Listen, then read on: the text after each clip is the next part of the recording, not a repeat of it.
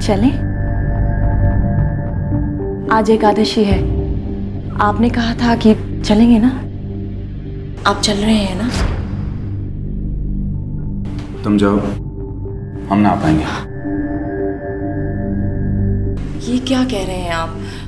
चलिए ना, हम पंडित जी से बोले थे कि हम सब आएंगे। रिंकू, अभी बेटा जल्दी करो, मंदिर जाना है। अभी वो अम्मा के पास है। तुम तो जानती हो आज के दिन अम्मा की क्या हालत होती। हाँ हमें पता है। समझती काहे नहीं हो तुम शायद भूल रही हो आज ही के दिन अम्मा की जिंदगी में भूचाल आया था, और अम्मा को इस वक्त हमारी बहुत ज्यादा जरूरत है। हम भूले नहीं हैं, अम्मा के लिए ही तो मंदिर जा रहे हैं ना हम। चलिए ना। ठीक है, हम अम्मा के साथ कुछ देर रुकते हैं। तुम रिंकू को लेकर मंदिर पहुंचो, हम अभी को लेकर पहुंचते हैं। ठीक है, पर जल्दी आइएगा। चलो बेटा, भैया पापा के साथ आएंगे।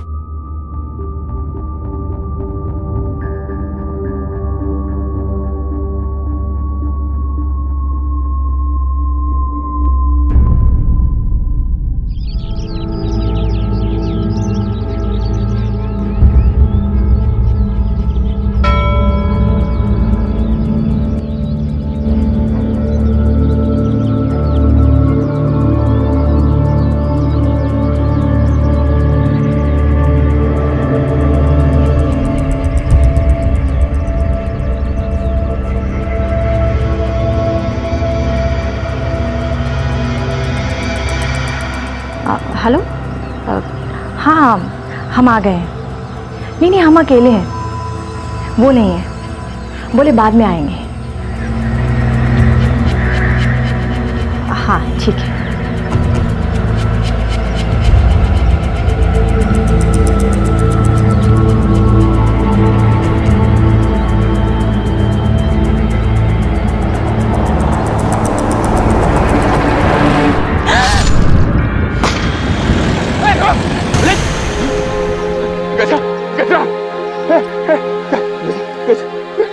कुछ नहीं होगा रे तुमको, बिटिया।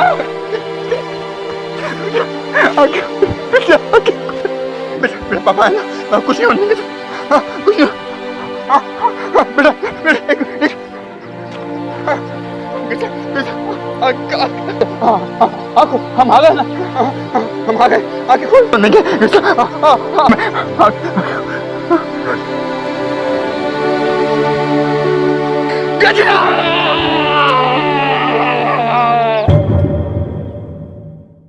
एक शांत सुबह मंदिर की ओर जा रही गजरा शुक्ला और उसकी नन्ही बेटी रिंकू शुक्ला का किसी ने बेरहमी से कत्ल कर दिया। एक पति, एक बाप रो रो कर मदद की गुहार लगा रहा था, पर आखिर कौन था यह कातिल और क्या था उसका मकसद?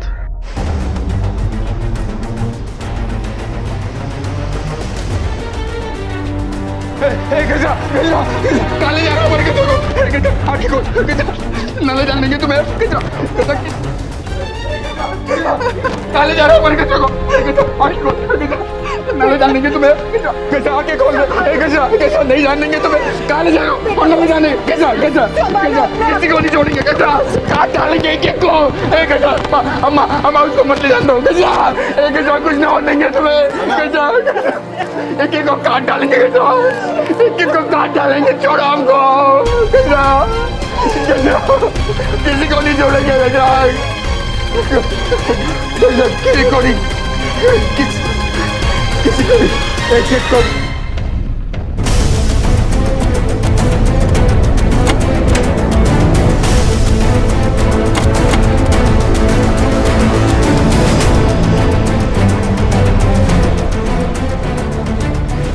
अजय, ये जितने भी सबूत मिले हैं सबको फॉरेंसिक टेस्ट के लिए भेजो। तो आप सब में से किसी ने भी यहाँ से किसी को आते जाते या भागते हुए देखा है? नहीं सर। देखिए, दिन दहाड़े किसी का यहाँ तलवार से खून किया गया है, किसी ने तो कुछ तो देखा होगा। यादव, इस पूरे इलाके की छानबीन करो, कोई ना कोई सुराग जरूर मिलेगा। जी सर।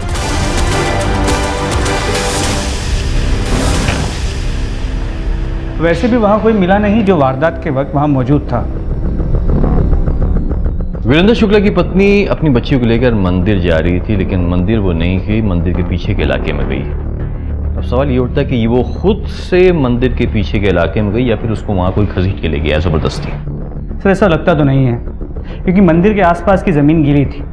अगर कोई उन्हें ज़बरदस्ती ले जाने की कोशिश करता तो उन्हें घसीटे जाने के निशान होते, और ऐसे कोई निशान तो थे नहीं, और ना ही उनके पास इतना वक्त था कि वो निशान मिटा सके, क्योंकि अगर वो कोशिश करते तो कुछ और निशान बन जाते। या फिर यादव ऐसा तो नहीं है कि इन सब के पीछे उसका हाथ है?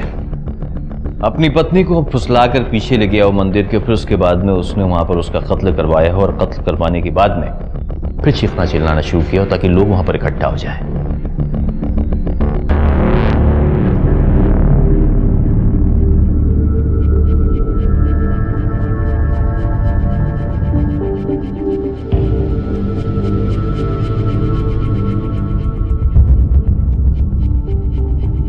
गजरा, हाँ हमारी बिटिया, अम्मा आराम करो। अम्मा गजरा। आप जरा बच्चे को लेके बाहर बैठिए। इंस्पेक्टर साहब, हमें अपनी बीवी और बेटे के पास होना चाहिए था। तुम्हारी पत्नी और बच्ची की लाश को पोस्टमार्टम के लिए भेज दिया गया है। सब आपसे विनती करते हैं, एक बार हमें उनको देखने दीजिए, उनके अंतिम संस्कार के लिए। आप बैठिए। देखो वीरू, तुम चाहते हो ना कि तुम्हारी पत्नी की आत्मा को शांति मिले, तो तुम पुलिस की मदद करो, उन मुजरिमों को पकड़वाने में मदद करो जिन्होंने तुम्हारी पत्नी पर हमला किया था। सबसे पहले तुम ये बताओ कि तुम्हारी पत्नी मंदिर गई थी और थोड़ी देर के बाद में तुम मंदिर पहुंचे उसके पीछे, वो भी अकेले, और अपने बच्चे को भी साथ में लेकर नहीं गए, क्यों? साहब, हमारी अम्मा की तबीयत खराब थी। आज एकादशी है, आपने कहा था कि मंदिर चलेंगे।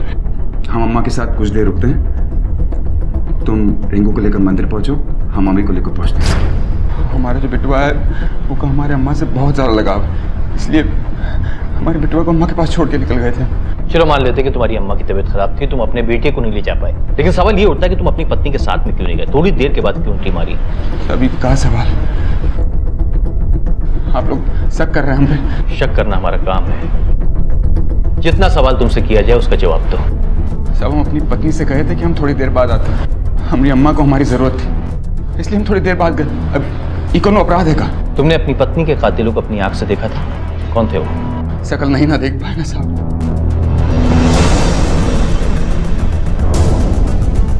तो फिर बार बार तुम क्यों चिल्ला रहे थे? किसको मारने की बात कर रहे थे? एक को काट डालेंगे, एक को काट डालेंगे, छोड़ो हमको। किसको देखा था तुमने वीरू? साहब, हमसे बार बार कह रहे हैं ना, उनकी शक्ल नहीं देख पाए। कोई भी अपनी पत्नी और बिटिया की लाश देखेगा तो यही कहेगा ना। मैं तुमसे आखिरी बार पूछ रहा हूँ, सच सच पुलिस को बता दो। हम आपसे बार बार कह रहे हैं ना, अपनी पत्नी और बिटिया की लाश देखकर हम पागल हो गए थे। हम क्या क्या कहे जा रहे थे, हमें कुछ पता नहीं, हमें कुछ समझ नहीं आ रहा था। यादव, ये वीरेंद्र को सब कुछ मालूम है कि कत्ल किसने किया है, लेकिन हमारे साथ नौटंकी कर रहा है। तुम एक काम करो, जैसे ही पोस्टमार्टम के बाद लाश आती है ना, परिवार को दे दो, और इस वीरेंद्र की हिस्ट्री जानने की कोशिश करो पूरे। तो ट्राई टू फाइंड आउट इसके दुश्मन कौन है। जी सर। ठीक है, कॉन्टेक्ट में।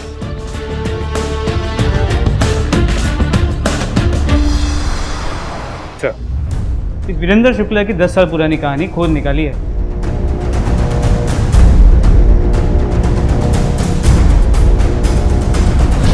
मनोजवं मारुततुल्यवेगं जितेन्द्रियं बुद्धिमतां वरिष्ठं वातात्मनंजं वनरुत्तमुख्यं श्रीरामदूतं शरणं प्रपद्ये पूजन्त राम रामेति मधुरं मधुराक्षरम् आरुह्यं कविताशाखां वन्दे वाल्मीकिकोकिलम्।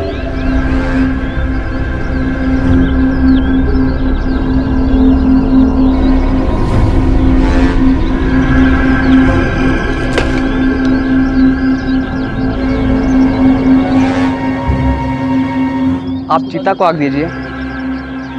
नहीं पंडित जी, बाबूजी के आने के बाद।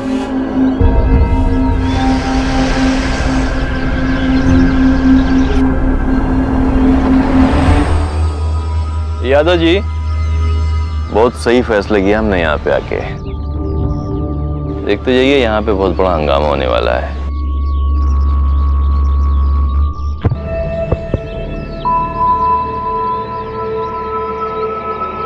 अपने मन पे काबू रख, मर्द है तू, रस्म पूरी कर।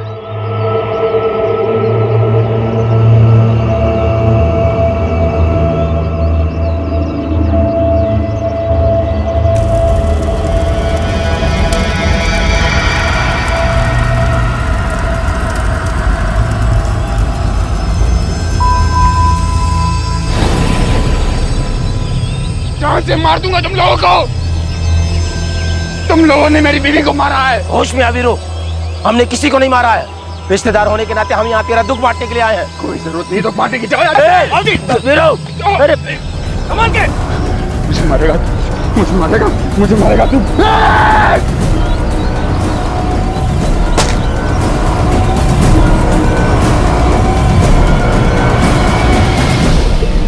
वीरेंद्र शुक्ला की पत्नी और बेटी के दाह संस्कार के समय उसके ताऊजी का परिवार भी पहुंचा और शमशान घाट जैसे जंग का मैदान बन गया। अंतिम संस्कार के लिए उसके पिता यशवंत को भी जेल से रिमांड पर बाहर लाया गया था, लेकिन वीरेंद्र के पिता यशवंत को जेल किस जुर्म के लिए हुई थी और आखिर ऐसी क्या दुश्मनी थी इन दोनों परिवारों के बीच? हमारी समझ में नहीं आ रहा कि आप हमसे काहे सवाल जवाब कर रहे हैं। हमारा कोई हाथ नहीं है इस कत्ल में। पता लगा लेंगे हम कि किसका हाथ है और किसका नहीं। बाबूजी, अब काहे ये सब बोल रहे हैं? हम कुछ छुपा रहे हैं का? अरे पूछने दीजिए ना जो पूछना चाहते हैं। देखिए सर, हम इनके दामाद हैं। इनके और वीरेंद्र भैया के बाबूजी दोनों के बीच में बहुत ही अच्छे संबंध थे। ये ताऊ हैं वीरू भैया के। पर जब दोनों परिवारों के बीच में जमीन को लेकर विवाद हुआ तो बवाल खड़ा हो गया। इनके छोटे भाई यशवंत शुक्ला बहुत ही गर्म मिजाज के थे। बस क्या बोला तू? क्या बोला?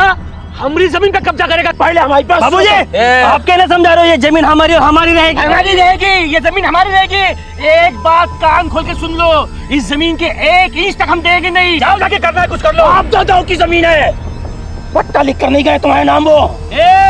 अब तक बड़े होने का लिहाज करते रहे हम। अब अगर यहाँ तुमने पाँव भी रखा ना, यहाँ खून की नदियाँ बहा देंगे हम। क्या बोल रहे हो? हाथ जुड़ानी पे रखिए, नाम मत समझो। नाम मत को बोला नाम।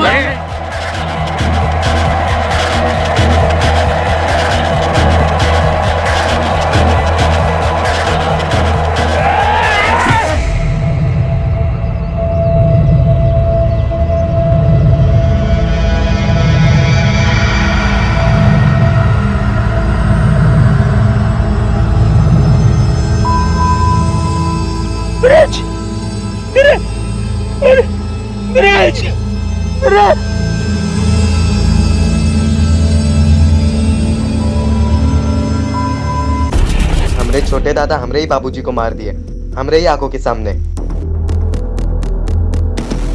एक बात बताइए, जब गजरा का कत्ल हुआ उस वक्त आप कहाँ थे? मैं घर पर था, अपने बेटे की बरसी की पूजा करवा रहा था। और तुम कहाँ थे? ये घर पर ही था। तुम? वो खेत पर था सर में। कोई गवाह है तुम्हारे पास? किसी ने देखा तुमको वहां पर? अब इतना कौन ध्यान रखता है साहब कि कोई मिला भी होगा तो शायद। दरअसल साहब, हमारे दामाद जी बहुत ही शांत प्रवृत्ति के आदमी हैं। ये सिर्फ शांति सुलह की बात करते हैं, कत्ल तो कभी कर ही नहीं सकते हैं। साहब, ये हमारे परिवार के साथ जो कुछ भी हुआ है ना, वो 10 साल पुरानी बात है। अब आप ही बताइए, अगर हमें किसी का कत्ल करना होता तो क्या हम 10 साल तक किसी का इंतजार करते? अरे हम पहले अपने भाई के परिवार को खत्म कर देते। 10 साल? 10 साल पहले तो बहुत छोटा होगा ना ये, 5-6 साल का। ये तो अभी भी 16 साल का नादान बच्चा है साहब। तो कहाँ था उस वक्त? घर पर हमरे बाबूजी की बरसी की पूजा थी।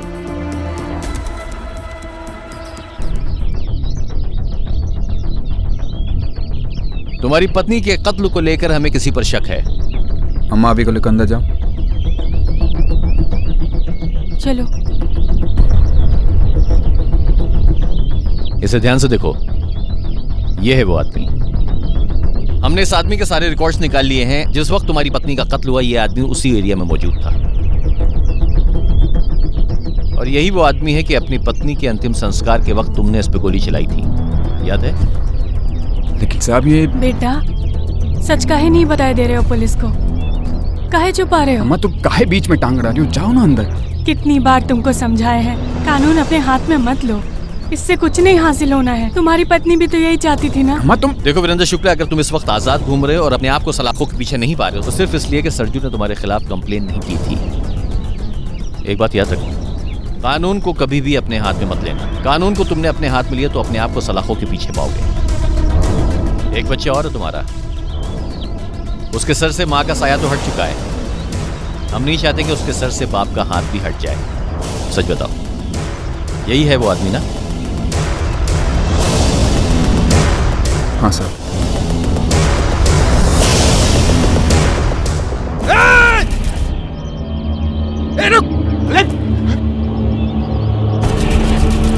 साहब वो सरजू ही था, लेकिन साहब ये हमारे परिवार का आपसी मामला है। आप इसमें दखल ना दे तो ही अच्छा है।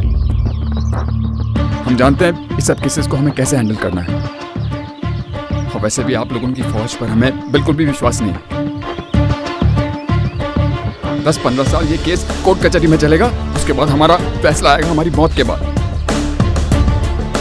आप तो इस केस को बंद ही समझिए तो अच्छा है। जो करना है हम खुद ही कर लेंगे। ऐसी गलती करने की कोशिश भी मत करना। याद रखना, तुम पर और तुम्हारे परिवार पर हमारी नजर है। अगर सरजू मुजरिम है तो कानून उसे सजा देगी। अरे साहब ये क्या कर रहे हैं साहब? ये क्या कर रहे हैं साहब? हमारे दामाद जी जैसा शरीफ इंसान दूसरा कोई है नहीं साहब।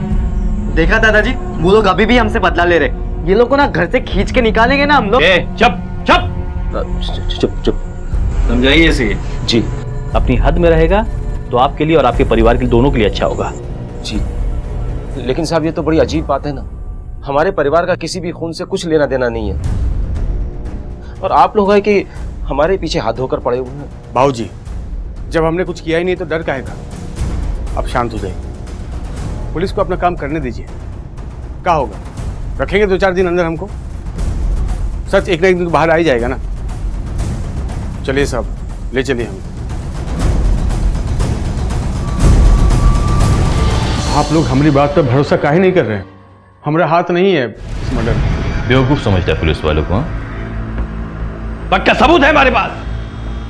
जिस वक्त ये हादसा हुआ तू उस वक्त अपने खेत में नहीं था, मंदिर के कहीं आस-पास था। सरजू देख, तू सच सच बता दे, वरना मैं अगर अपने हिसाब से पूछूंगा तो ये बहुत भारी पड़ेगा। लेके जा सर बता। सच बताते सब, हम सच बताते सब। ये सच है कि हम मिलने वाले थे गजरा भाभी को, पर हमारी मिलने की वजह कुछ और थी साहब। जमीन का एक टुकड़ा की वजह से दोनों परिवार दुश्मन बने थे, और वो जमीन ना हमारी ना उनकी। क्या फायदा उस जमीन का? ना हमारे काम आ रही थी ना उनके काम आ रही थी। हम और गजरा भाभी इसी कोशिश में थे कि कैसे भी करके वीरू भैया को समझाए, राजी करे कि समझौता हो जाए साहब। बस पर उस दिन हमको फोन आया साहब गजरा भाभी का। हेलो, हम आ गए हैं। नहीं, हम अकेले हैं, वो नहीं है। बोले बाद में आएंगे। कोई बात नहीं, हम राह देखेंगे वीरू भैया की। ठीक है, हाँ जी। सच बात यही है साहब, हमारे बीच बात हुई थी मंदिर के पीछे मिलने की। और तू पहुंच नहीं पाया? देर हो गई तुझे, यही पुलिस वालों को कहेगा तू? हम सच बोल रहे हैं, बीच में हमको कोई मिल गया था, हमारा टाइम खराब किया, और हम भी सोचे कि वीरू भैया को आने में देर होगा तो हम भी रुक गए साहब। लव स्टोरी है तेरी। आपको हम पर विश्वास नहीं है ना साहब, तो आप वीरू भैया से पूछिए, उनको पता है हम मिलने वाले थे। ना आपका खून का रिश्ता है ना हमारा। आप वो घर की बहू हो, हम ही घर के दामाद। बस हमारी इच्छा है कि सुलह हो जाए। हम भी तो यही चाहते हैं ना। हाँ ठीक है, हम आपसे मिलने आते हैं। हाँ, और बाकी बात तो फिर मिलकर। किससे बात कर रही? वो हाँ? नहीं। हाँ? साली हमको धोखा दे रही है। नहीं, हमने दुश्मन के साथ चपड़ बातें कर रही है। आप गलत समझ रहे हैं। मैं गलत समझ रहा हूँ? हाँ? मैं गलत समझ रहा हूँ? देखिए, मैं तो सबका भला ही चाहती हूँ ना। क्या भला चाहती तू? देखिए, आप गलत समझ रहे हैं। गलत समझ रहा हूँ। आप समझ रहे हैं। गलतफहमी होगी उनको, वो सोचे कि हम प्रेम के चक्कर में फांस लिए उनके जोरू को। तो तेरी आशिकी के बारे में वीरू को सब कुछ पता चल गया? गलत समझा था साहब, अकल के एकदम आधे हैं वो। एक बार खोपड़ी सरक गई तो गई। साहब गजरा ने हमारे अलावा किसी की तरफ आंख उठा के जिंदगी में नहीं देखा। वो हमें धोखा नहीं दे सकती साहब। हाँ, एक बात हो सकती है साहब, सरजू अपनी जान बचाने के वास्ते हमारी पत्नी के बारे में कोनो मनगढ़ंत कहानियां सुना रहा हूँ। हमें अपनी बीवी पर पूरा भरोसा है साहब, वो हमसे बहुत प्यार करती थी। सर ऐसा नहीं लगता कि ये वीरेंद्र सच कह रहा था? यादव जी, सच्चा प्रेम करने वाले दिखावा नहीं करते हैं, ऐसा छाती पीट पीट के रोते नहीं है। सर ये भी तो हो सकता है कि अपने ऊपर लगे इल्ज़ाम से बचने के लिए सरजू ने ये नई कहानी हमारी तरफ सरका दी हो, ताकि हमारा शक वीरेंद्र की तरफ जाए। But possible. अभी सरजू अपनी हिरासत में है ना, इसको तोड़ो। और ये अपना क्या नाम है इसका? सर वीरेंद्र। इस पे भी नजर रखो।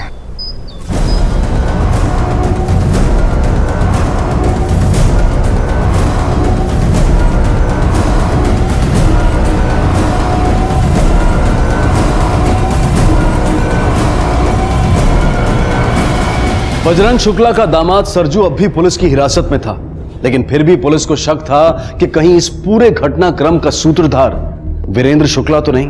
अब सच के अंधे कुएं से कुछ ऐसा हाथ लगने वाला था जिसकी पुलिस ने कल्पना भी नहीं की थी।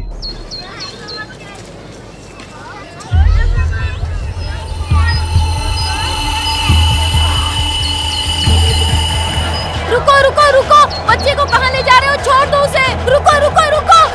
क्या कर रही है ये पुलिस? क्यों चिल्ला रहा है? क्या कर रहे हैं आप लोग? हमारे बेटवा को अगवा कर लिया गया है, कभी भी मार सकते हैं उसको। हाथ पर हाथ धरे बैठे हो आप।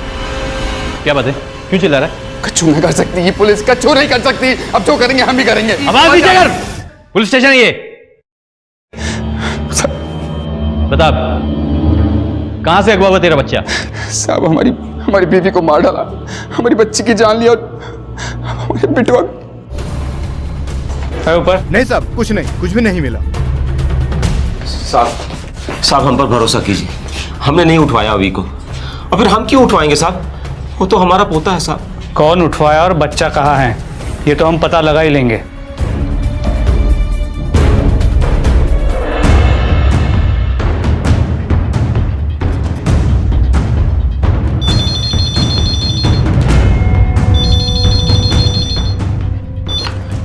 हेलो हेलो,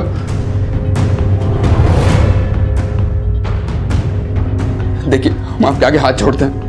आप हमारे बेटे को कुछ मत कीजिए, हम अपना केस वापस ले लेंगे, सर्च को छुड़वा देंगे हम, लेकिन प्लीज हमारे बेटे को कुछ नहीं होना चाहिए। Hello hello hello. Call trace नहीं हो पाएगा, 30 सेकंड से कम का था। वैसे बोल क्या रहा था? आप हम पे एक मेहरबानी कीजिए, आप प्लीज हमारी कोई भी मदद मत कीजिए, हम ढूंढ लेंगे हमारे बच्चे को। प्लीज जाइए यहाँ से। देखिए आप समझने की कहाँ समझें? किस बात का इंतजार कर रहे हैं? हमने बेटवा का पार्सल घर भेजा, उसका एक और लाश का इंतजार कर रहे हैं। अरे बेटा शांत हो जाओ, इतना गुस्सा ठीक नहीं है।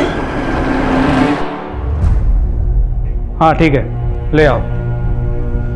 सर बजरंग शुक्ला फैमिली के अपडेटेड फोन रिकॉर्ड्स आ रहे हैं। वक्त हमारे पास बहुत कम है यादव, बच्ची की जान को खतरा है। अगर हमें फोन रिकॉर्ड्स नहीं मिले तो हम कुछ नहीं कर पाएंगे। लेकिन अब तो ये बात भी क्लियर है कि वीरेंद्र शुक्ला का इस मर्डर में कोई हाथ नहीं है। लगता तो सही यादव, लेकिन सर आपको अभी भी उसी पे शक है? Sir phone records.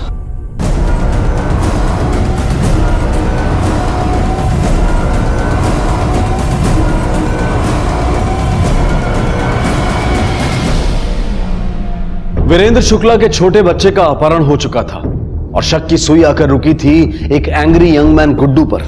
अपने पिता की हत्या को लेकर उसमें इतना गुस्सा था कि वो कभी भी जुर्म का सहारा ले सकता था। सर बहुत कोशिश की इस गुड्डू का मुंह खुलवाने की, लेकिन वो मुंह खुलता ही नहीं। एक ही रट लगा बैठा है कि वो इसमें शामिल नहीं। या तो लड़का है कच्ची उम्र का, लेकिन अंदर से बहुत पक्का है। देखो यादव, अगर गुड्डू मुंह नहीं खोलता तो कोई बात नहीं, हम कोई दूसरा रास्ता निकालेंगे उसका मुंह खुलवाने का। लेकिन इससे पहले कि वीरेंद्र के बच्चे कोई जान ले, हमें कुछ करना होगा। सर वीरेंद्र शुक्ला आया है, वो आपसे तुरंत मिलना चाहता है। भेजो उसे। ठीक है सर। साहब हमसे गलती हो गई सर। कैसी गलती? साहब उस दिन हमले में सरजू शामिल नहीं था साहब, बहुत बड़ी गलती हो गई। देखो वीरू, डर के मारे ऐसा कुछ मत कर बैठना जिसकी वजह से। काहे का डर साहब? साहब हम उनसे कोनो शिकायत नहीं है, हम अपना केस वापस लेना चाहते हैं।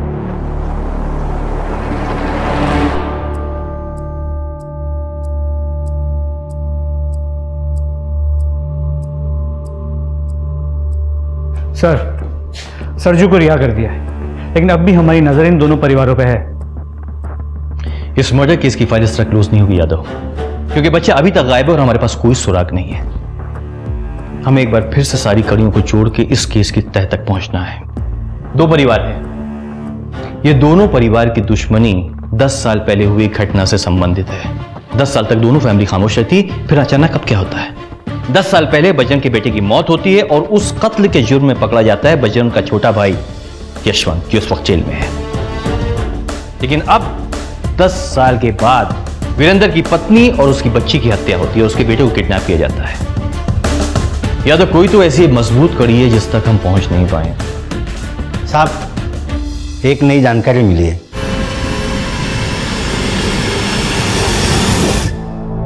बिटुआ, भाजी, इन सब में एक बात अच्छी हुई कि आप घर वापस आ गए। बस अब अभी का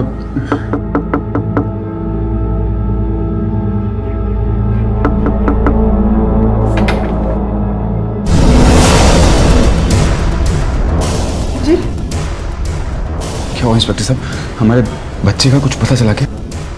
तुम्हें हमारे साथ पुलिस स्टेशन आना होगा। काहे? एक बच्चे की लाश मिली है जो तुम्हारे बेटे से बहुत मिलती जुलती है।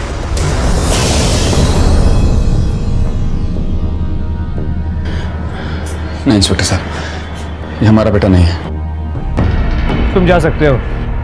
जैसे ही कुछ पता चलेगा तुम्हारे बेटे का तो खबर कर देंगे। आपसे ना हो पाएगा, हमको विश्वास ही नहीं रहा पुलिस पे। आप भूल जाइए, हम खुद ढूंढ लेंगे अपने बच्चे को।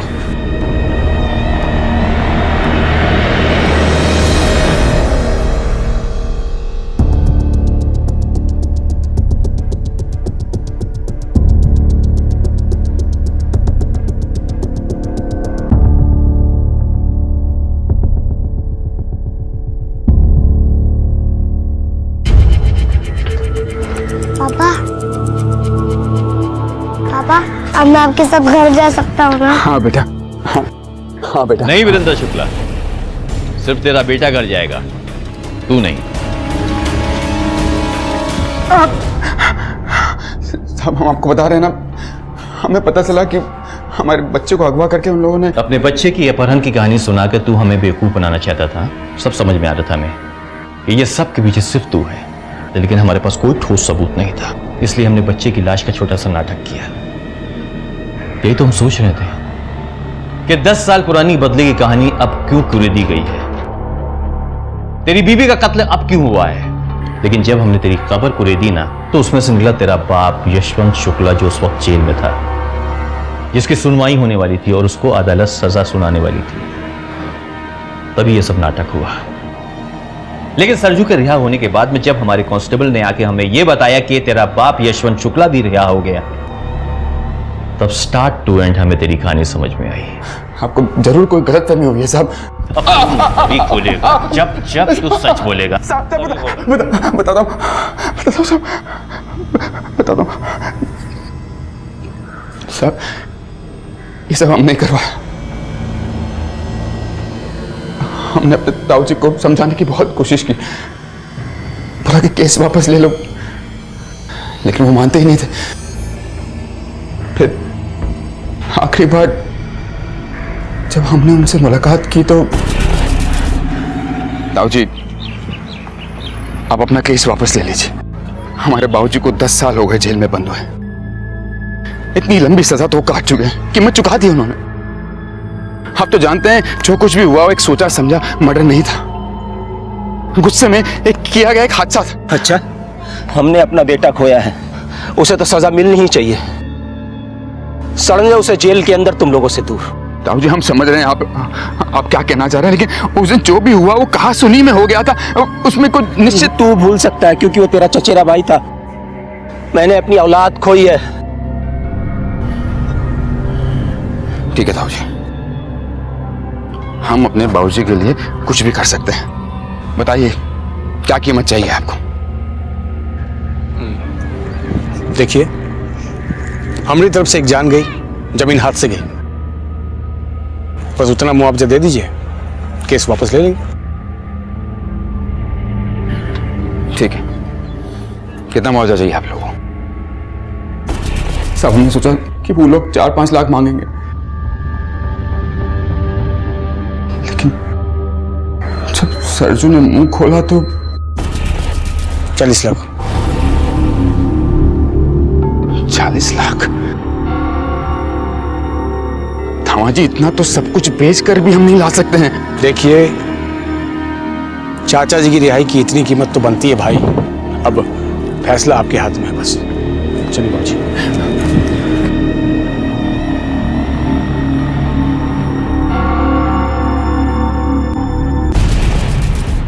सब बहुत कोशिश की पैसा जुगाड़ करने की, लेकिन नहीं कर पाए। उधर बाबूजी की तारीख भी नजदीक आ रही थी, बहुत परेशान थे बाबूजी। वो घर वापस आना चाहते थे। क्या कहते कि आपकी रिहाई के लिए हम कछु ना कर पाए। हम जानते थे भैया केस वापस नहीं लेगा। कहा सोचा तू हाथ पांव जोड़ेगा तो तेरे ताऊ जी मान जाएंगे? तो भाजी आप ही बताइए, हम क्या करें? भाजी, हम आपके लिए कुछ भी कर सकते हैं।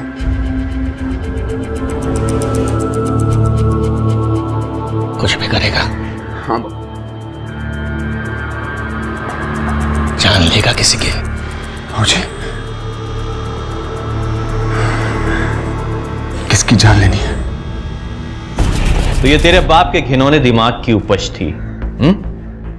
उसके ही कहने पे तूने अपनी पत्नी और बच्ची को मार डाला। सब हमने गजरा से कहा कि हम कुछ देर अम्मा के साथ रहते हैं, थोड़ी देर बाद हम मंदिर आ जाएंगे। हमको पता था वो सरजू से मिलने जा रही है।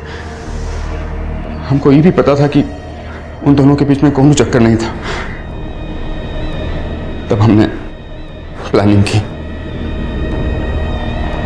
हाँ, वो निकल चुकी है। सरजू जब तक मंदिर के आसपास रहता, पुलिस के रिकॉर्ड के हिसाब से शक उसी पे होता। इसलिए हमने एक गुंडा भेजकर सरजू को कुछ देर तक वहीं अटका के रखा, ताकि हम अपनी प्लानिंग को अंजाम दे सकें। फिर जैसे ही कत्ल हुए, हम वहां पहुंच गए साहब। अपने बाप के जंक लगे दिमाग पर तूने भरोसा कर लिया और अपनी ही बच्ची और बीवी को मरवा दिया। हमारे बाबूजी हमसे बोले कि बाप जिंदगी में एक ही होते हैं। औरत का काम, एक गई तो दूसरी आ जाएगी। औलाद पैदा करना तो अपने हाथ में ना। तेरी बच्ची खुद अब तेरा खून थी ना? उसका कत्ल करवाने में एक बार भी तूने सोचा नहीं? बेटी का काम वो तो जीवन भर का बोझ होता। मरवा डालो। बिटुआ तो था ना हमारे पास। बिटुआ था तेरे पास? हाँ, बिटुआ था, और बेटी को तूने मरवा दिया। वो तेरा खून नहीं थी? हाँ? तू अपने बाप की सजा कम कराने के लिए किसके पास गया था? बजरंग के पास में ना? क्या हुआ? उसने केस वापस लिया? अब जब सरजू के लिए मिलने गया तो वो नहीं माना, इसीलिए फिर बाबूजी के कहने पर हमने अपने बेटे अभी को अगवा करने का प्रोग्राम बनाया। और गुड्डू जेल के अंदर था तब। क्या चाहिए तुमको? आप जानते हैं दाऊजी, केस वापस ले लीजिए, छुड़वा दीजिए बाबूजी को। पहले गुड्डू और सरजू को छुड़वाओ। ठीक है, हम सरजू को छुड़वा देंगे, लेकिन गुड्डू घर में तभी आएगा जब हम अपने बाबूजी से गले मिल पाएंगे।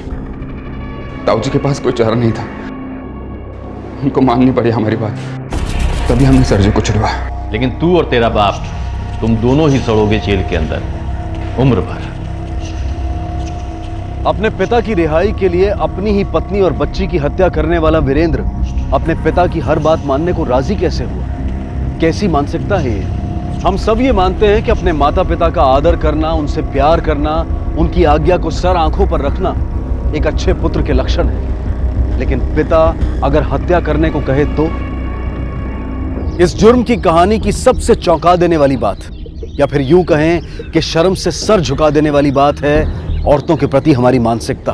कितनी आसानी से वीरेंद्र ने मान लिया कि पत्नी की हत्या कर दूसरी शादी भी की जा सकती है, और बेटी, उसकी हत्या का तो उसे जरा भी अफसोस नहीं था। कहने को तो हम सारी दुनिया में ऐसी संस्कृति का परचम लहराते हैं जहां धरती भी मां है, देश भी मां है, नदी भी मां है, जहां अनगिनत देवियों की पूजा की जाती है, उन्हें शक्ति स्वरूप माना जाता है।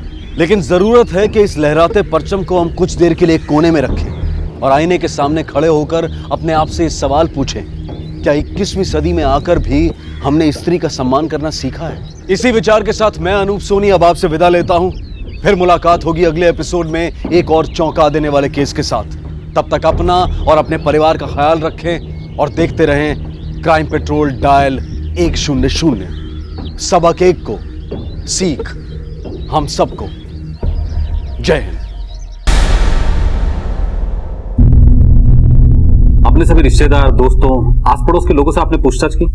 हो सकता है शिल्पा वहां गई हो। साहब, सब जगह मालूम किया, कहीं भी नहीं है वो। कल स्कूल के बाद किसी ने देखा भी नहीं। कितने साल की आपकी बेटी? साहब, पिछले महीने वो 15 बरस की हुई, लेकिन वो हमारी बेटी नहीं, भांजी है। मतलब हमारी बेटी के जैसे ही है। लेकिन आप लोगों के साथ क्यों रहती है? मतलब उसके माता पिता कहाँ हैं? साहब, उसके माँ बाप एक्सीडेंट में ऑफ हो गए थे, तब से वो हमारे साथ ही रहती है। दरअसल उसका पालन पोषण करने वाला कोई है नहीं। कितने साल से आपके साथ? साहब, जब वो 6-7 बरस की थी तब से हम लोग ही उसके देखभाल करते हैं। आप लोगों को सबसे पहले कब पता चला कि शिल्पा गायब है? कल रोज की तरह स्कूल गई थी। वैसे तो मेरा बेटा भी उसी स्कूल में पढ़ता है, दोनों साथ स्कूल जाते हैं। पर कल बेटे को बुखार था तो वो अकेली गई। स्कूल से आने के बाद वो खेलने चली गई, तब से नहीं लौटी। अच्छा, इनसे शिल्पा की पूरी डिटेल लो। रेलवे स्टेशन, बस स्टॉप, आसपास के सभी थानों में शिल्पा की फोटो भेजो। हो सकता है वहां से कुछ पता चले। और हाँ, आस पड़ोस में सब जगह पूछताछ करो।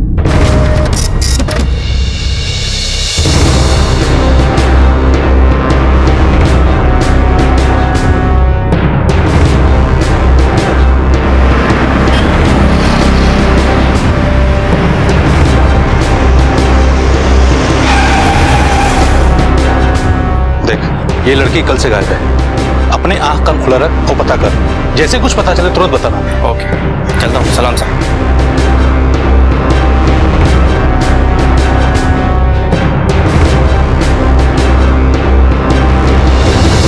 ये जैन सुरवे के परिवार को कब से जानते हैं आप?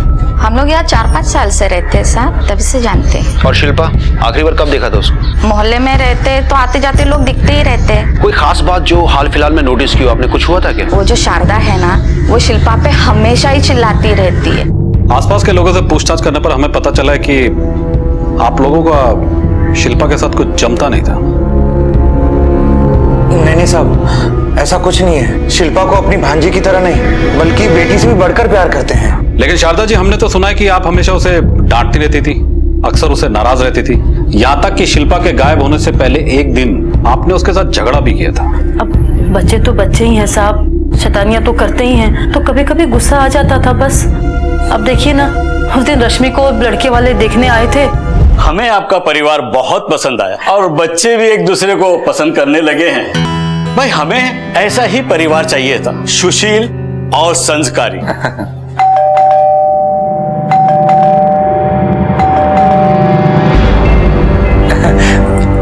बेटा खोलो।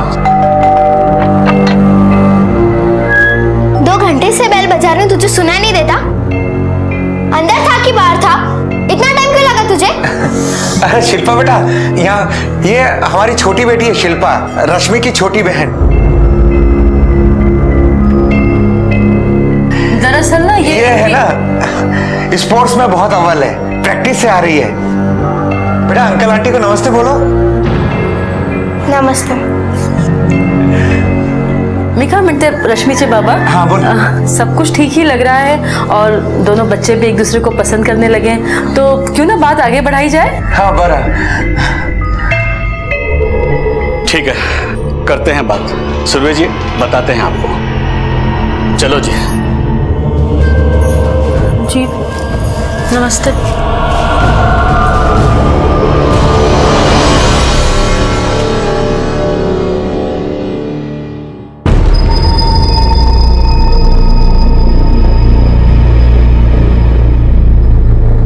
थोड़ी शर्म हया है या वो भी बेच खाई है? बदतमीज लड़की, पागल समझ के रखा है हमें, जो हम इसका पालन पोषण करते हैं, माँ बाप की तरह इसकी देखभाल करते हैं। माँ बाप नहीं हो मेरे, बनने की कोशिश भी मत करना और कभी बन भी नहीं सकते। ऐसा क्या कर लिया है मेरे लिए? और दिन रात ना ये एहसान जताना बंद करो। शिल्पा, बड़ी मुश्किल है साहब। अगर अपना बच्चा होता है ना तो 2 थप्पड़ लगा सकते हैं, लेकिन दूसरे की औलाद को अगर डांट भी दो तो बड़ी मुश्किल हो जाती है। रात भर नींद नहीं आती है सोच सोच के कि पता नहीं शिल्पा कहाँ होगी, कैसी होगी, किस हाल में होगी। पराई अमानत है, जवान लड़की है। आप बता रही थी कि शिल्पा बाहर से झगड़ा करके आई थी, आप लोगों ने पूछा नहीं क्या हुआ? बच्चों में तो झगड़े होते ही रहते ना। और ये लड़ाई और झगड़ा उसका रोज का काम था, रोज ऐसे ही करके आती थी वो। और सारा दिन अपने वो 2 दोस्तों के साथ खेलती रहती थी स्कूल से आने के बाद। अभिषेक काय नाम होता वो जो उसके दोस्त जिनके साथ शिल्पा रोज खेलती थी? मंगेश और पुत्तन।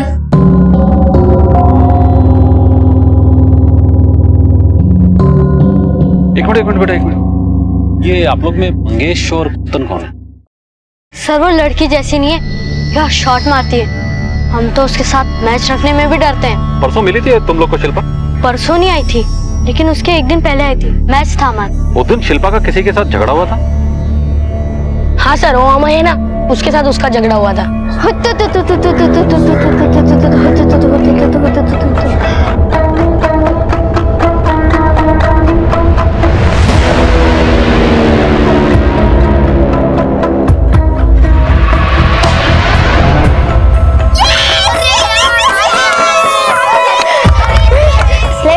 समोसे खाएंगे। अरे तू हमारे साथ भी खेल लो, समोसा तो हम भी खिला देंगे, हैं? वो भी बिना शर्त जीते।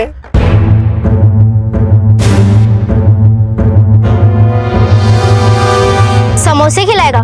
तेरा बाप हलवाई है क्या? नहीं, हलवाई तो नहीं है, लेकिन अगर तुझे समोसे खाना है तो मैं अपने पापा से बात कर सकता हूँ। क्यों भाई?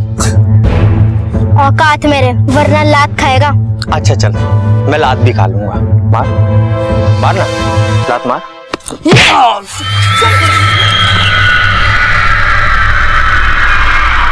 अरे भाई क्यों पंगा ले रहा था? पता है तुझे कौन है वो? शुक्रमान, सस्ते में छोड़ दिया। बेटा इससे पहले भी झगड़ा हुआ था क्या उन लोगों का तुम लोगों से? हाँ सर, हमारा टशन है, रोज पंगा चलता ही रहता है। कहाँ रहते हैं तीनों लड़के? सर वो वहाँ पे रहते हैं।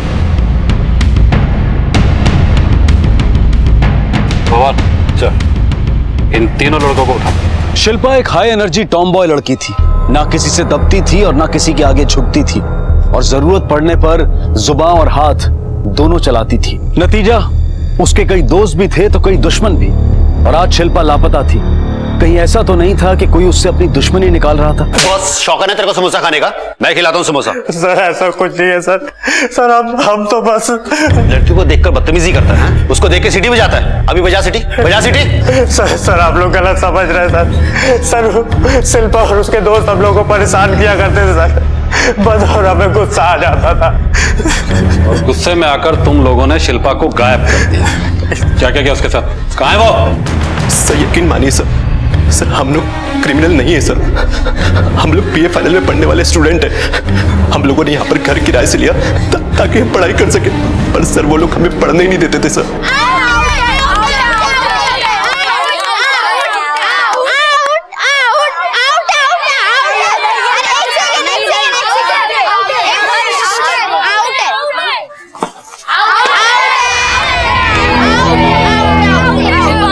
तेरी बारी है।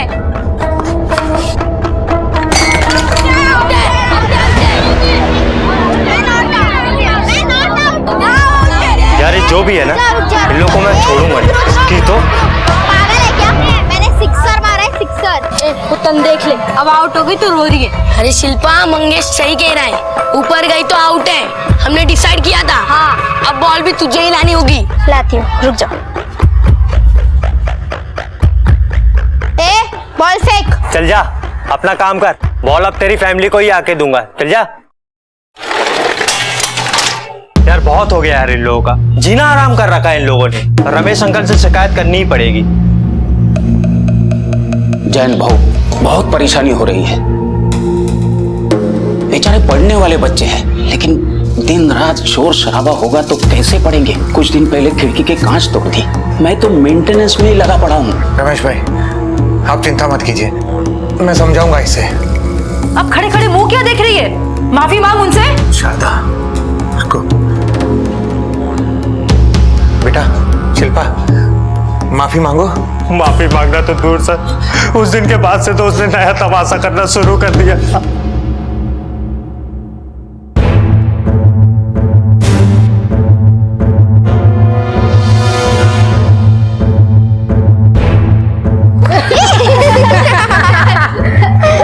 ओ कलेक्टर, सॉरी। चलो। उसने सॉरी नहीं बोला, तेरा मजाक उड़ाया और तूने उसे गायब कर दिया। सर हमने कुछ नहीं किया सर, हमारे सर, माँ कसम हमने कुछ नहीं किया सर। कल तुम तीनों कहाँ थे? कल तो हम इंटरव्यू के लिए पुणे गए थे सर, रात में वापस आए थे। ठीक है, अभी तो मैं तुम तीनों को छोड़ रहा हूँ, लेकिन जब तक शिल्पा की कोई खबर नहीं मिल जाती, इस शहर को छोड़कर बाहर जाने की सोचना भी मत। चलो। सर मोहल्ले में पता किया मैंने, लड़की का सभी के साथ कुछ ना कुछ झगड़ा हुआ है, लेकिन बात इतनी बड़ी भी नहीं है कि शक किया जा सके। अंदाजा लगाना मुश्किल है सर कि कौन हो सकता है। पवार, ये भी तो हो सकता है कि मामा मामी से तंग आकर शिल्पा ने खुद ही घर छोड़ दिया। अभी कुछ भी कहना बहुत ही मुश्किल है। एक काम करो, इन तीनों लड़कों पे कड़ी नजर रखो, कहाँ जाते, किससे मिलते, क्या करते, मुझे पल पल की खबर चाहिए। और ये भी चेक करो कि ये तीनों कल पुणे गए भी थे या नहीं। सर। आंटी, रमेश अंकल घर पे है क्या? प्लीज उन्हें बुलाइए ना। क्या है तुम लोग को घर क्या भाड़े पे दे दिया, मुसीबत मोड़ ली। ये क्या वक्त है किसी के घर का दरवाजा पिटने का? वो सो रहे, कल सुबह आ जाना। चलो जाओ यहाँ से। Aunty please. Uncle, Ramesh uncle. Uncle, अरे आ रहा हूँ।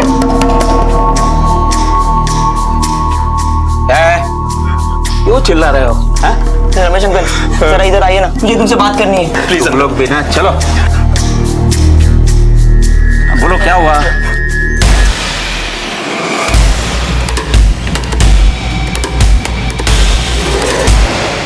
अरे तुम्हारा दिमाग खराब हो गया क्या? घर मेरा है, फंसूंगा तो मैं। अंकल प्लीज मामले को संभाल लीजिए ना। कैसे संभालूं? कुछ नहीं, मुझे पुलिस को फोन करना पड़ेगा। अंकल प्लीज, अंकल प्लीज ऐसा मत करिए, हमारी जिंदगी बर्बाद हो जाएगी अंकल प्लीज।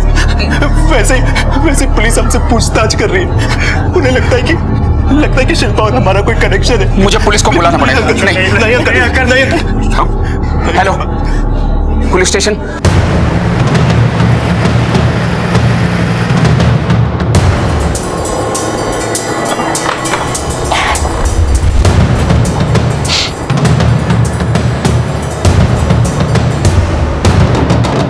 तांबे, निकलो बाहर।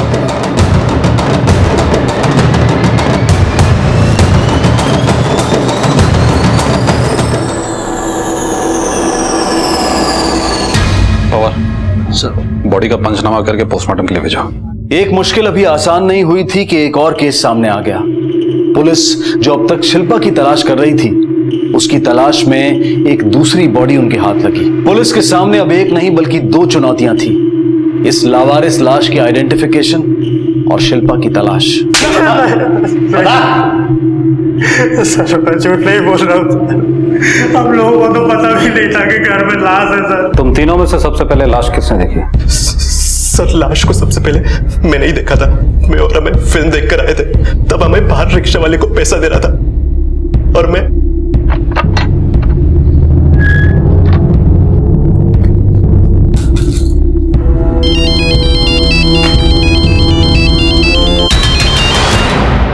हेलो, हमें जल्दी ऊपर आ। अरे 10 रुपए छुट्टे पड़े हैं क्या? अरे भाई तू सब छोड़, तो जल्दी ऊपर आ और सागर को भी लेके यहाँ पर किसी की लाश पड़ी भाई। सागर तुम लोग के साथ फिल्म देखने नहीं गया था? नहीं सर, उसकी तबीयत खराब थी, वो घर पर ही रुका था। पर सर जब हम लोग फिल्म देख के आए तो सागर घर पे नहीं था, वो हम लोगों के आने के बाद आया था सर। बता दो, सब सच बता दो। कितनी भंगार जगह कर रखी है, कितनी बदबू। साफ सफाई नहीं करते हो क्या? अगली बार ऐसी जगह लाए ना तो मैं नहीं आने वाली। अरे बेबी, क्यों तुम इतना सोच रही हो? टेंशन मत लो, चलो मैं भी तुमको घर छोड़ देता हूँ। मैंने सोचा तक भी नहीं था कि बदबू कहाँ से आ रही है, लेकिन जब मैं घर पहुंचा तो ला ला ला ला ला ला ला ला। गाना गाना बंद कर, दरवाजा बंद। इतने घबरा क्यों रहे हो? कोई पंगा हो गया क्या? यार पंगा नहीं, बहुत बड़ा पंगा हो गया यार। वहां देख नीचे लाश है, वहां पे लाश। बहुत सोचने के बाद जब कुछ नहीं सूझा तो हम तीनों रमेश अंकल के पास गए। सर मैं सच बोल रहा हूँ सर, आप चाहो तो वो पी ब्लॉक वाली जो 12 नंबर में अंजू जी रहती है ना, उनसे पूछ सकते हो। आप अंजू हैं? हाँ। सागर को जानती हैं आप? कौन सागर? मैं किसी सागर वागर को नहीं जानती। Thank you.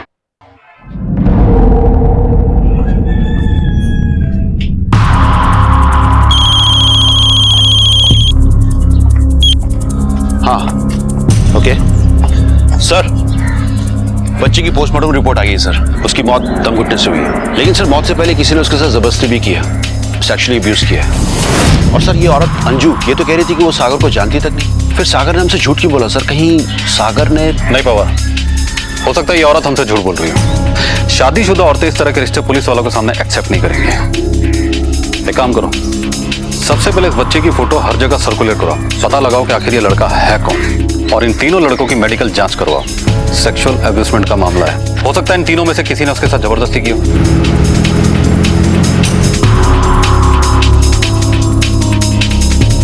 इसे देखा है कहीं आप? नहीं साहब, हमारे मोहल्ले का तो नहीं है, कभी नहीं देखा इसे। आप अपने बच्चों को बुलाएंगे प्लीज, शायद उन्होंने कहीं देखा। बेटा तो स्कूल गया है। हाँ बेटी है घर में। रश्मि। जी पापा। बेटा देखो कहीं देखा है क्या? मैंने इसे कहीं नहीं देखा।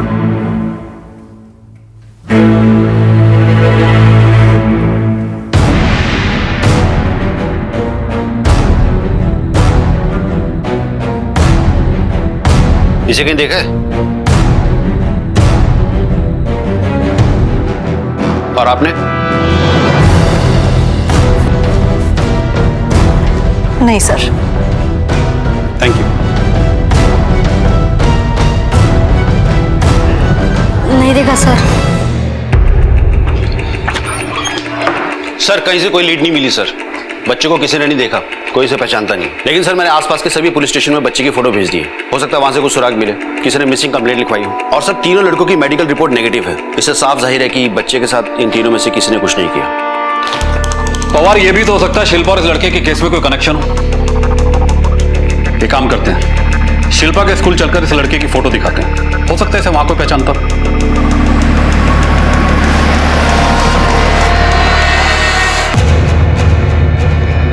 नहीं सर, ये बच्चा हमारे स्कूल में नहीं पढ़ता है, लेकिन मैंने हमारे स्पोर्ट टीचर को ये फोटो देके भेजा है। अगर यहाँ का कोई भी बच्चा उसे जानता है तो पता चल जाएगा। बाय द वे, शिल्पा का कुछ पता चला?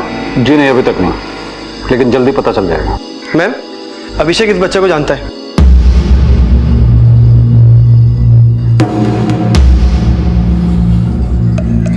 बेटा आप कैसे पहचानते हैं इसको? मैं और शिल्पा दीदी जिस रास्ते से ट्यूशन पढ़ने जाते हैं, वहाँ पे एक चाय की दुकान है, ये वहीं पे काम करता था।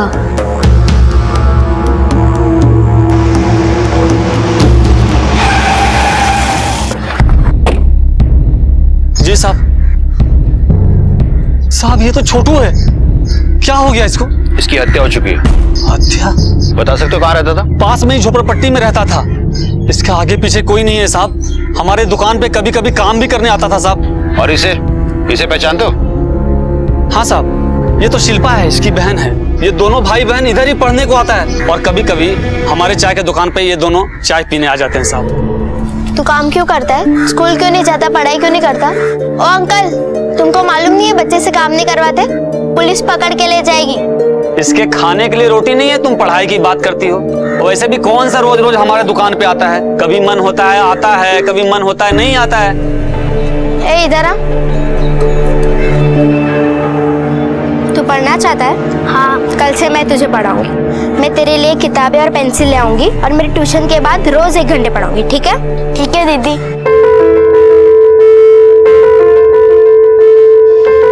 ये ले तेरे लिए नई बुक। तेरा नाम बता। छोटू। मैं तेरा नाम लिखते हैं। देख, तेरा नाम।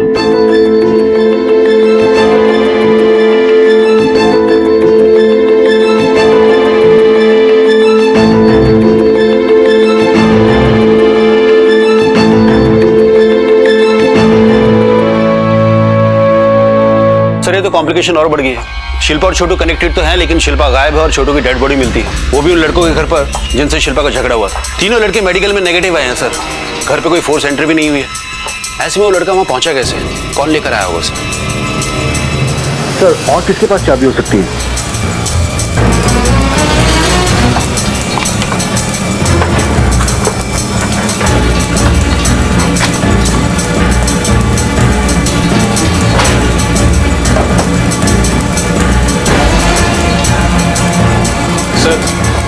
ये देखिए उसका मोबाइल, सब कुछ भरा पड़ा है इसमें। पवार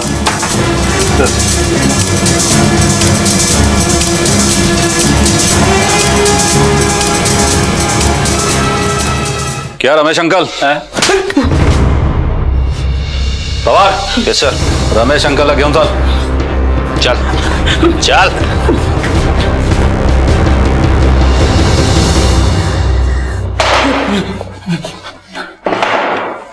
क्या रमेश अंकल?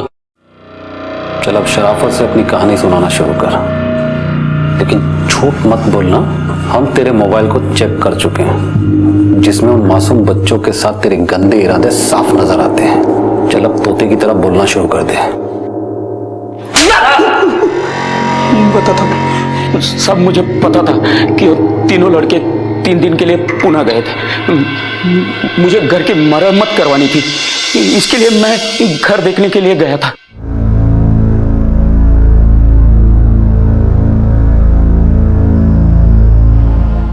इस लॉकेट को पहचानता है? ये शिल्पा का लॉकेट है जो हमें तेरे घर से मिला है।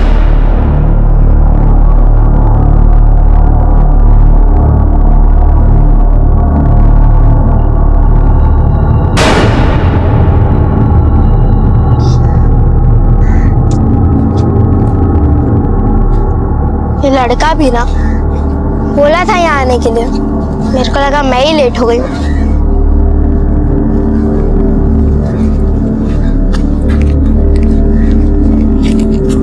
ये तो छोटू की है। छोटू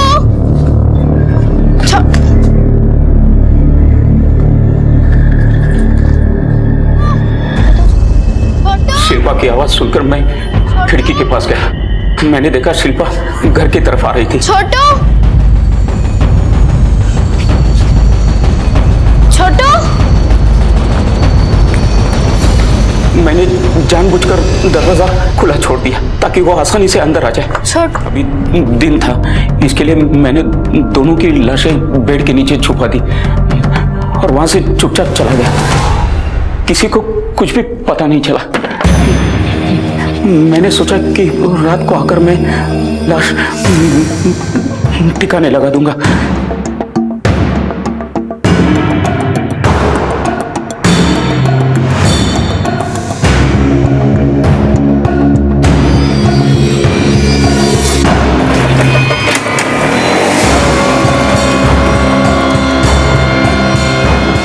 मैं शिल्पा की लाश ठिकाने लगाने के बाद छोटू की लाश ठिकाने लगाने गया तो मैंने देखा ये तीनों वापस आ चुके थे।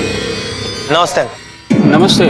इसके लिए मैं छोटू की लाश ठिकाने नहीं लगा पाया। फिर मैंने सोचा कि मैं ध्यान रखूंगा, ये तीनों लड़के कहीं उधर उधर गए तो मैं लाश को ठिकाने लगाने वाला था, और अगर उसके पहले ही लाश लोगों के सामने आ गई तो भी। तो सबका शक इन तीनों लड़कों पे जाता जो तेरे घर में रहते हैं।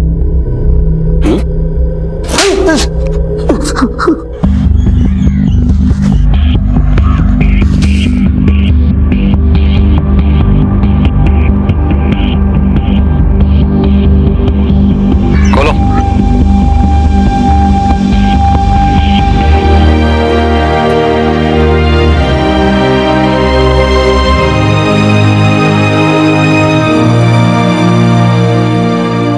जयंत जी, ये शिल्पा की चेन है, हमें रमेश के घर से मिली थी।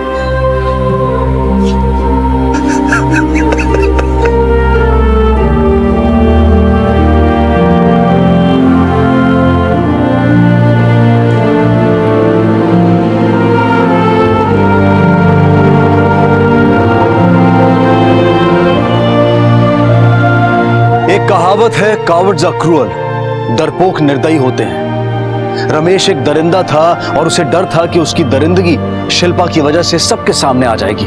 और शिल्पा एक निडर और बेबाक लड़की थी। उसके अल्लड़पन में भी एक नैतिक बल था और छोटू को उसकी पढ़ाने की मंशा भी उसकी अंतरात्मा की एक नैतिक आवाज थी। कितने दुर्भाग्य की बात है कि एक बदमाश की हवस और उसके गंदे दिमाग ने न सिर्फ एक मासूम बच्चे की बल्कि एक प्रतिभाशाली लड़की की भी जिंदगी उससे छीन ली। रमेश को आईपीसी की धारा 377 और 302 के तहत गोवा की एक सत्र अदालत ने उम्र कैद की सजा सुनाई है। अब मैं अनूप सोनी आपसे विदा लेता हूं। फिर मुलाकात होगी अगले एपिसोड में एक और चौंका देने वाले केस के साथ। तब तक अपना और अपने परिवार का ख्याल रखें और देखते रहें क्राइम पेट्रोल डायल 100। सबक एक को सीख हम सबको। जय हिंद। इस तरह के और भी एपिसोड देखने के लिए हमारे चैनल को सब्सक्राइब करें और बेल आइकन दबाना ना भूलें।